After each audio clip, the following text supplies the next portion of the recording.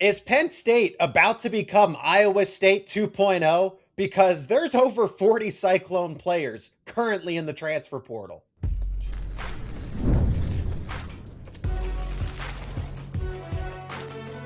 You are Locked On College Crossover, part of the Locked On Podcast Network.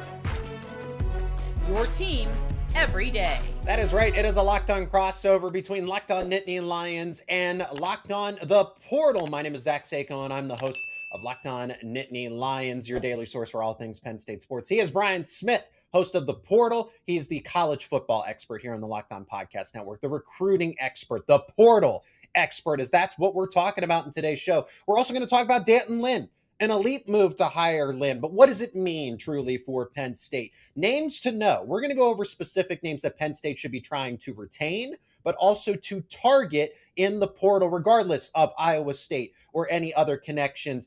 But how will Penn State attack the portal? Because there is one position group they absolutely need. Brian, you know where I'm going with this.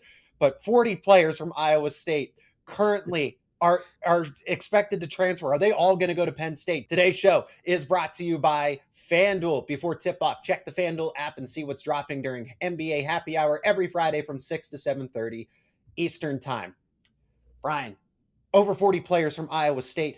Penn State, here we're having this conversation again. They need, if Penn State wants to be any good next season, they need defensive linemen. There's a couple players that Penn State should try to retain that are already currently in Happy Valley, but we'll get to that in just a second. 40 plus Iowa State players. I imagine a good chunk of them are going to follow Mack Campbell to Penn State. You know what?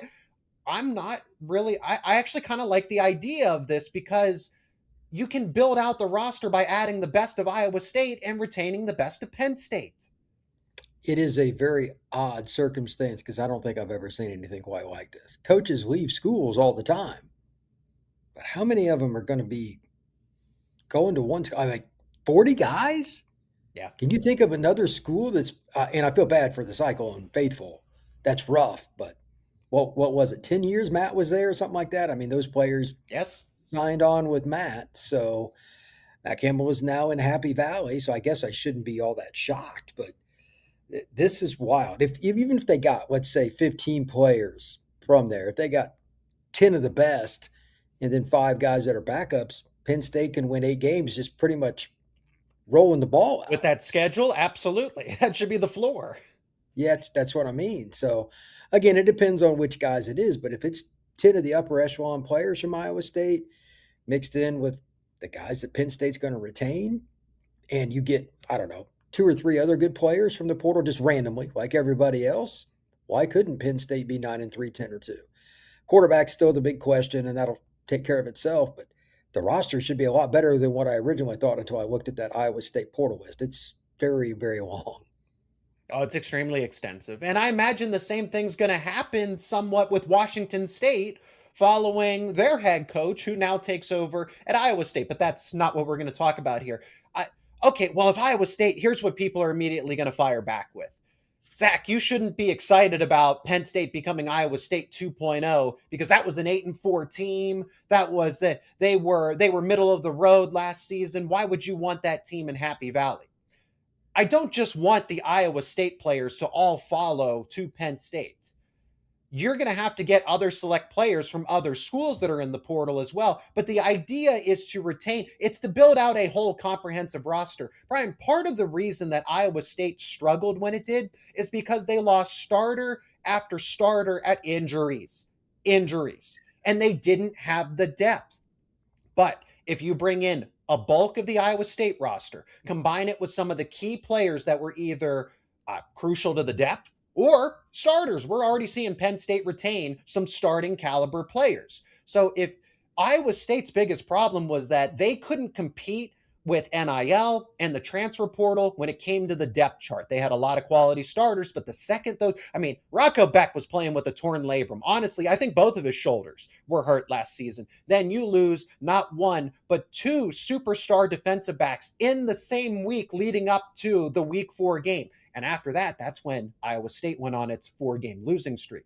So the idea is that you can build a comprehensive depth chart with most of these players. You're not going to get all 40 of them. You're going to get a lot of them, but you're going to get players that are either going to be starting caliber or guys that are just going to rotate in frequently. If Mack Campbell's got to be able to convince everybody on the vision, like, hey, you are going to have to compete for snaps. But if you can get them all to Happy Valley and keep some of those star players that are already there, look, this is the formula. This is the blueprint to having a successful season in year one for Mack Campbell. It seems like a pretty smart plan. Look at it this way, and I'm not saying it's going to have the same overall effect, but when Curt Cignetti came from James Madison, they brought 13 guys. That's as high a hit rate as we've ever seen in college football, but they went to the playoff year one, and 8 of those guys remained. Indiana went undefeated and hasn't been beaten yet this year. So having plug and play matters. Just saying, oh, we got X number of portal players, that's not the accurate definition of that situation. And it potentially, in some capacity, could play out at Penn State because, like, their defense is not friendly to learn. And I'm being very kind. It's a lot of different zone stuff, a lot of different fronts. It would really behoove them to get several defensive players in particular. Obviously, if Rocco Becht comes, plug and play because that was your quarterback. Like, all these things matter because instead of worrying about install all day, you can have some of those guys be your starters, at least initially, until the players at Penn State start to learn it and there's more competition. That's a win-win. I think that it would be massive for Penn State if they could even get 10 of those guys because they can help the other players at Penn State learn what's going on and pick it up. It's such a major advantage. So Penn State is going to become Iowa State 2.0 by proxy. But again, the idea is to combine the best of both worlds for Mack Campbell. Now, part of that equation is going to be hitting on defensive line. Brian, we have this conversation now 2 off seasons in a row. It was part of the downfall, not the entire reason, but defensive line not performing as well as it could have and should have because there was limited depth. Jim Knowles' defense didn't really set them up for success. But once again, here we are. But Penn State is in, I think, an even much worse situation with already losing Chaz Coleman. Okay? He's expected to go to Ohio State. That doesn't matter. It's the fact that he's in the portal regardless of where he goes. Deion Barnes, the defensive line coach, is headed to South Carolina. So you're truly going through a defensive line reset. The only players that I think are really worth trying to retain, and that's a big if, Ivan Kamaju, who would be a second-year defensive end. Max Granville, who's coming off of a season-ending leg injury from last season. Can you keep him around? He's a former 4-star player. I think he could be a potential star in Penn State's defense if he returns fully healthy. And then Xavier Gilliam, Jalen Harvey has some upside. And again, you know who's going to try to target them and potentially, and the hope is that they go into the portal? James Franklin. A lot of the players that I named, Xavier Gilliam, Jalen Harvey, Ivan Kamaju, they're all from the state of Maryland. James is going to try to get that he would hope. Again, you're not supposed to tamper. Okay, I'm not trying to imply that. Bottom line in here, Brian, Penn State's going to need defensive linemen from everywhere. Penn State, Iowa State, anywhere else. They are going to be targeting defensive ends, defensive tackles because they just need players. Yeah, but as you noted, and rightfully so, they need D linemen. So does everybody. This, by the way, if Penn State's not tampering, they're going to lose. I know that's not the Penn State way, but like if you're not tampering, you have no chance in today's world. None. I'm just going to go ahead and say that. To that end, players still talk to coaches from other schools all the time. I talk to kids all the time about this. Agents are having all the conversations. Yeah, well, sometimes it's direct. It's just this world, there is no loyalty. Let's be clear. To that end, Penn State needs 1 or 2 guys. I'm not saying you're getting Chaz in the portal, but you're going to get somebody that has some experience, maybe 1 or 2 of the Iowa State kids. I'll be curious to see if they can get a playmaker, though. If you have a true playmaker, think about Iowa State. They schematically just bludgeon people with the big play. They'd give up yards, but they would bend but don't break, etc. They didn't get guys like Chaz. I mean, Chaz only had like 1 sack last year, but he was rotating in with some other really good players. This year, he'd have been a 10-sack guy, in my opinion, because he was so athletic. Wherever he goes, he'll probably be like that. Can they get somebody that's at least half that good and rotate other players in? Because at Penn State, you can get more players like that. If you add that level of athlete to what I expect Iowa State's going to run schematically, I assume they're still going to run something similar because it's pain to deal with. That would be very, very interesting. Well, Penn State going through a lot of changes. Okay, so we've laid it out, the blueprint of how Penn State needs to attack the transfer portal, not only with player retention and player addition. There are the names that Penn State's going to have on its priority list. We'll give you some of those names coming up next here on this Locked On Crossover. Today's episode is brought to you by FanDuel. Fridays already feel different during basketball season, and FanDuel is making them even better. Every Friday night before the games tip off, FanDuel gives fans a new way to kick off the weekend with NBA Happy Hour. NBA Happy Hour is your official pregame, a limited time window where special offers drop right inside the FanDuel app before the action starts. Fridays from 6 to 7:30 Eastern have become appointment viewing with NBA Happy Hour. Opening the FanDuel app during Happy Hour always brings something new. Boosts, bonuses, surprises. It's easy to check the weekly special before tip-off and make a move before the window closes. The timing is perfect. It's right before the games, right before the weekend starts. So before tip-off, check the FanDuel app and see what's dropping during NBA Happy Hour every Friday from 6 to 7:30 Eastern. A little basketball, a little action, and a whole lot of Friday energy. That's NBA Happy Hour only on FanDuel, the official sportsbook partner of the NBA. Brian, I could throw out dozens of names, both at Penn State currently, players that they need to target at Iowa State, again, especially if they're going to go on the defensive line. We've already mentioned those defensive linemen, Max Granville, Xavier Gilliam, Jalen Harvey, right? Those are guys that you want to retain. We can have our quarterback debate again. I don't think it's going to be over until it's actually settled. Do you go with Rocco Becht or do you go with Ethan Grunkemeyer? So with all that being said, though, I do want to focus on a select, just kind of some more select individuals that need to be highlighted in this conversation. And at the time of this recording, some things could change. Some guys could go into the portal. Some guys could also announce their decision to stay at Penn State. Cooper Cousins, a potential starting, I know he's going to start. He's going to be a starting offensive lineman in 2026, announced his intention to stay. Owen Alasini, another high upside offensive lineman who could potentially start at tackle, announced his intention to stay. I think of other players, Brian, that I want to start with at Penn State. Kobe Howard, you know Kobe Howard all too well from your connections down in Florida. That's where he's from. He could be wide receiver number one, or at least be one of the top two wide receivers going into next season. Speaking of pass catchers, Andrew Rappleyea, Luke Reynolds, a former 4- and 5-star tight end, respectively. You don't have to go into the portal when you have some of these key players already. And that's just the offensive side. Flip it over to the defense. Tony Rojas, Amari Campbell, you have a star dynamic duo at linebacker when you're installing a new defense with D'Anton Lynn coming over, who we're going to talk about in the next segment. Penn State has plenty of players that they need to prioritize here. Yeah, this is going to be fun. With Lynn coming over, I still expect them to run some of that Iowa State stuff that's crazy and mix. It'll be a hybrid. Yeah, and he's a good coordinator, and he's a heck of a recruiter. Yeah, he's got ties now to both coasts because he played at Penn State, he coached at USC, coached at UCLA. This will be fun.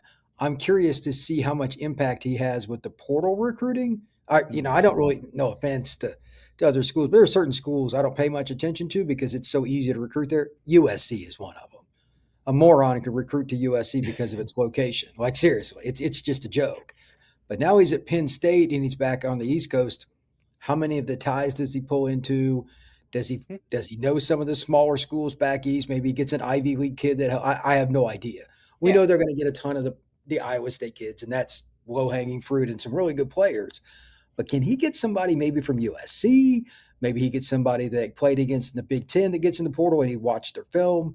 That's something that's very common for teams. You play against somebody and he does well against you. Later on, you see they're in the portal and you're like, hey, I know this guy's good because he did well against the team that I represent. Yeah. So I'm curious to see what Lynn does because he's known as a recruiter. He's a guy that's been able to get some good players, and USC's recruiting class kind of speaks to that. Now let's see what he could do for Penn State in short order. What I'm asking is a lot. It's not fair, but that's the cards that Penn State has, quite honestly, been dealt. And he didn't have to take on that responsibility. He just helped put together the number one class at USC. He could have easily stayed. Yeah. He chose to come. So he wants that challenge. This is really fascinating. We'll talk about it more in segment 3 because I genuinely don't anticipate that there's going to be a lot of player movement, maybe even not even coach movement. We'll see. Okay, there's one or two names that again we'll discuss later on, but D'Anton Lynn isn't necessarily the player recruiter again that a position coach will be, but he's your closer that he can comprehensively, he seals the deal with commits that, do I really want to be at now Penn State, but do I really want to be at USC? Do I want to go somewhere else? And that's where D'Anton Lynn comes in to seal the deal. So he's going to be a major factor when it comes to player retention with all of those guys that I named. Okay. If you don't want the defensive line to completely flip over and you're starting from level 1, you're going to have to keep all of those names that I mentioned at Penn State. Then, I didn't even get to the secondary of players that I would like to see. Since Lynn's now coming over from USC, Darius Dixon, who's from California, modern day, really talented defensive back, probably your starting corner next season if Penn State's able to keep him. Somebody like King Mack. Okay, so Penn State, like I said, has talented players. Then when you look at who's in the portal for Iowa State so far, the first ones that come to mind immediately are going to be the stars. Okay. Benjamin Bramer, he's a star at tight end. Well, Penn State has Andrew Rappleyea and presumably Luke Reynolds. One way or another, Penn State is in a win-win situation where even if you lose, let's just, for example, I'd like them to keep Andrew Rappleyea, but say he goes in the portal, right? Then you focus on keeping Luke Reynolds, and then you add Ben Bramer. Or flip it around. Andrew Rappleyea stays. You have Luke Reynolds ends up moving on. Then you get Ben Bramer. Okay, so there are options here where it's a win-win. Ethan Grunkemeyer, say he decides to move on. You got Rocco Becht. You got Alex Mansky. In the secondary, Penn State has turnover in the secondary. Every top defensive back from Iowa State last season, both the guys who were healthy and ended up missing the season, Jontez Williams, Jeremiah Cooper, Marcus Neal, those are all 3 plug-and-play starters that Penn State should want regardless whether the room is stacked already or they have availability. Yeah, bring on the competition, allow the chips to fall where they may. It's going to be, like you said earlier, Lynn's going to bring some of his philosophy. I'm sure that the staff that was brought over from Iowa State, they were really successful, and they didn't get the player or the caliber of player that SC did. They're going to blend it, so bringing in guys from different places is going to work, and Lynn's a very good coordinator. They'll figure it out under that overall group. I imagine that'll be a pretty good collection. I think this is kind of exciting. This is what makes college football, at least some of the time. I don't like all things about the portal. Don't get me wrong. There's a lot of things about the portal I don't like. You cover it. Yeah, but let's be honest. It's exciting, but this is one of the few times I think it's a win. Because it's cool for some of those Iowa State kids that don't get any exposure. No offense, but where they're at, they're just not going to get it. Penn State's big time football, and it's at the Big Ten. It's upper echelon, new coach. Some of these guys are going to get a chance to shine. It'll probably help their opportunity to make it to the National Football League. So it's a win for both institutions, really. Brian, if I am being genuine. I'm being honest. I'm not trying to hype up Iowa State players just to make Penn State, they got Matt Campbell. So I have to go out of my way to basically be PR to say, no, Penn State's going to be competitive. Benjamin Bramer can start at a lot of other places. Jeremiah Cooper, Jontez Williams, Carson Hansen, the running back, who had 13 touchdowns his second season, and then last season nearly eclipsed 1,000 yards. Bruising running back at 6'2", 220 pounds. These are guys that are capable of, at a minimum, being key contributors. Are they all bona fide starters, all conference guys right out of the gate? Not necessarily, but they're all guys that can play in the Big Ten. They can contribute one way or another, whether they're an everyday starter, they take a bulk of the workload, or this is a guy that rotates in, because Penn State, I know this was, we'll see how Matt Campbell truly operates, because he's never had this situation where you could have all this depth. James Franklin had all the depth where he could rotate 20 plus players in on offense and defense, and you really don't miss much. There's not much of a talent gap. Matt Campbell's never really been in that situation where the starting running back is light years ahead of the backup running back. The first string offensive line is miles ahead of the backup offensive line. You are now going to finally have that leverage where, and it's attrition, it's everything else. The guys don't have to play as many snaps. They can stay fresh for a long season, a long grueling season. It really came down to Mack Campbell just didn't have the depth at Iowa State, and now he will at Penn State. Yeah, that's why Iowa State oftentimes faded at the end of seasons, or they would have one game where they had a few extra guys banged up. No chance. Yeah, I mean, there's no nice way to say it. That old saying is true. It's not the X's and the O's, it's the Jimmies and the Joes, especially in November. So, you're playing Texas on the road or Oklahoma on the road in November. That's rough. So they oftentimes ran into that, and they were still competitive, Kansas State, et cetera, but that's difficult. He won't have that problem for much longer. And as we'll talk about in the next segment, like in another year or so, they'll have a totally different level of player in terms of depth too. D'Anton Lynn is returning to his alma mater. Welcome home, Coach Lynn. He's going to be Penn State's defensive coordinator. This was their top target for a reason. Brian already started to explain why this was the correct move for the Nittany Lions and Mack Campbell, and we're going to shed some more light on it. That's coming up next here on this Locked On Crossover. Today's episode is brought to you by Gametime. There's nothing like college football season, the tailgates, the packed stadiums, being right in the middle of it all. The energy, the bands, the moments you remember forever. But actually getting tickets, that part used to be frustrating with long queues, logins, and prices jumping at checkout. That's why Gametime gives the advantage back to the fans. It's the easiest way to unlock amazing college football tickets and experiences in just a few taps. You can open up the Gametime app and you look at upcoming college football games. Choose your favorite team. Choose a game you want to attend. You'll be surprised how fast it was to find great seats. The app is incredibly easy to use. You can go from browsing to buying tickets in just minutes. And one of the best features, you'll be able to see the point of view from your selected seats before you go to buy. So if you've never been to a stadium, you've never been to a venue, knowing your point of view ahead of time, truly a game changer. Take the guesswork out of buying college football tickets with Gametime. Download the Gametime app, create an account, use code LOCKEDONCollege for $20 off your first purchase. Terms apply. Again, that is code LOCKEDONCOLLEGE for $20 off. Download the Gametime app today. D'Anton Lynn's coming back to Happy Valley. It's his alma mater. He played at Penn State, and then he got his break in the NFL, goes back to college, turns UCLA into an absolute juggernaut of a defensive team. They had the number one rush defense. They had the third best pass rush with 41 sacks as a team. And then total defense was number 11. And then he goes to USC. Brian, they're the critics of this move that say, well, D'Anton Lynn's not that good. He's okay.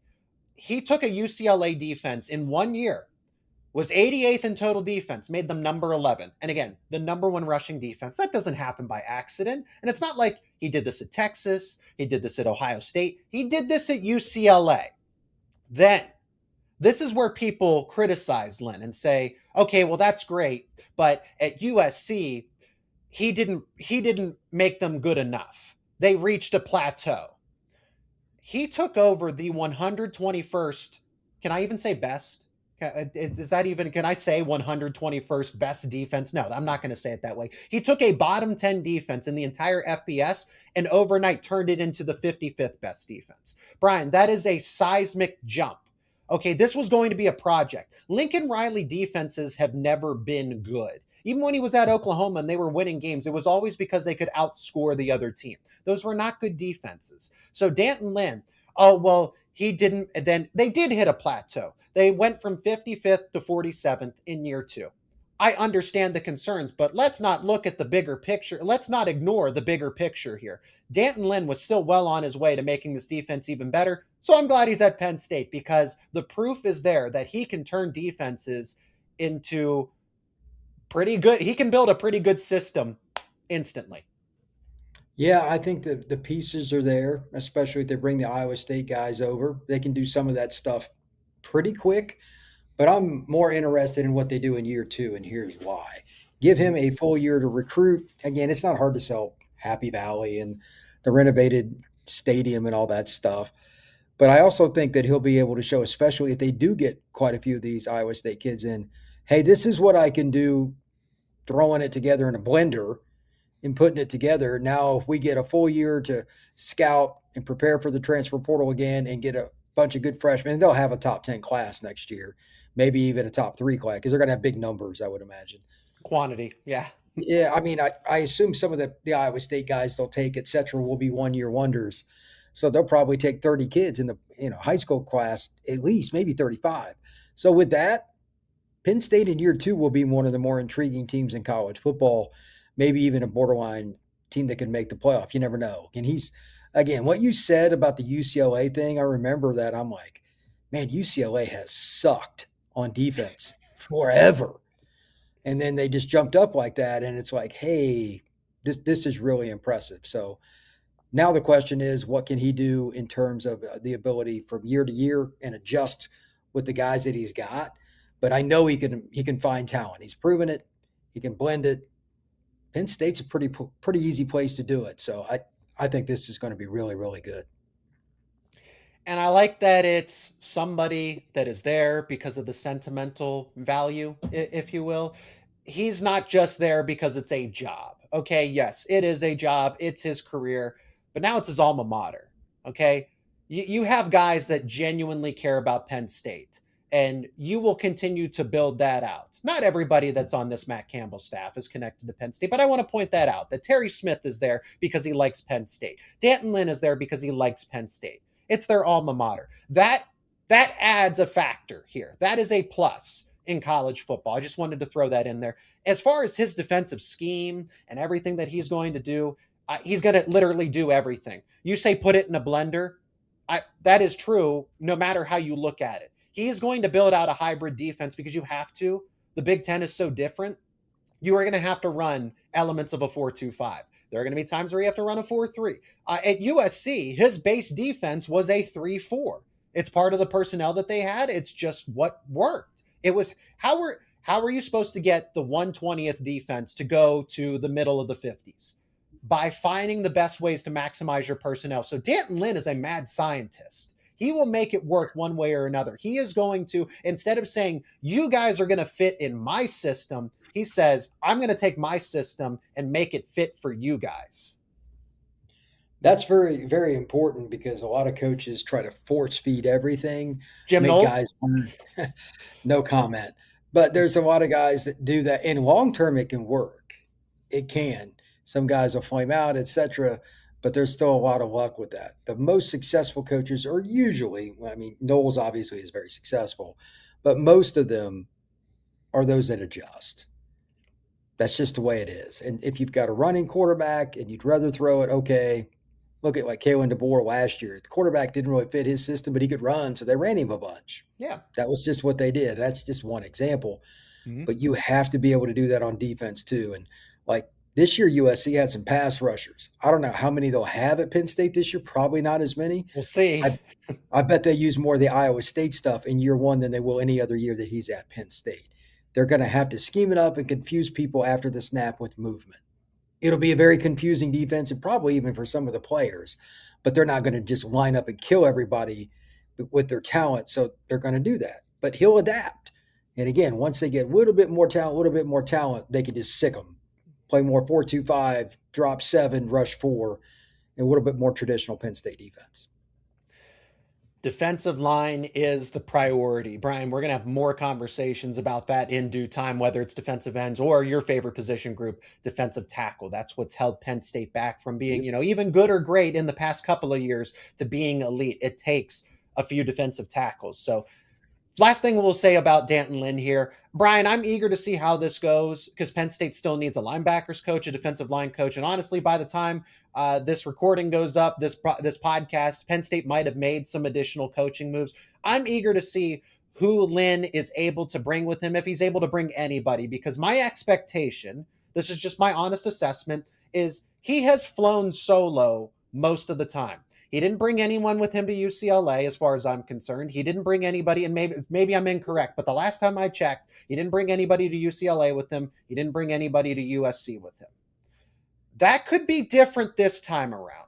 Again, Penn State needs a defensive line coach. Well, could you potentially convince USC's defensive line coach to follow you? When I talked to Mark Culkin of Locked On USC, D'Anton Lynn, guess who he admires? Guess who he respects? Rex Ryan, because he got his break in the NFL with the Jets. he gave him his first break, Rex Ryan, when he was the head coach of the Jets. Guess who was the linebackers coach at USC? Rob Ryan. There you go. I'm just saying, I do think because USC, they can compete. They can give those guys pay raises, more guarantees. It's going to be difficult to poach multiple assistants off that USC staff, especially when they have no connections to Penn State like Lynn does. But it's just something worth watching. As far as players go, look, as much as, hey, Lynn's a great recruiter, he's a great closer. Okay. He's not the guy that is going to directly do home visits and everything else because he's the coordinator. That's just not his job. I'd be surprised if any players end up following and transferring because of D'Anton Lynn to Penn State. I don't think that's going to happen one way or another. Yeah, I don't know if he'll bring a ton of players over, but even if he just brought like some back office guys, different people that could help him install the defense, that'd be, of course, Ryan would be great. But I bet you he brings one or two guys, and it doesn't just have to be SC that he's worked with. Might be a guy that's working with the Jets right now or somebody from the NFL.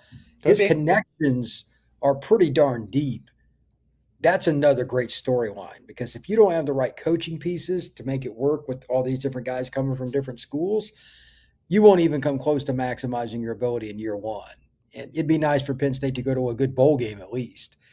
Who knows? Maybe more, but if they can get the right people together, why couldn't they win 9 or more games? You never know. Curt Cignetti did it. They went 10-2, made the college football playoff.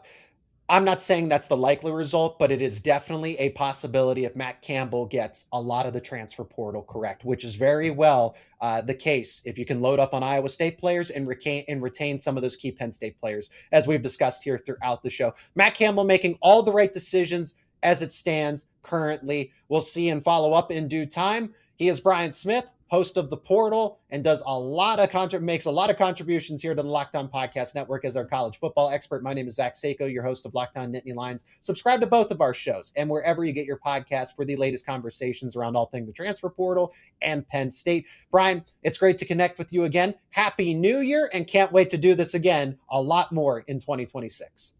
Absolutely. I look forward to it.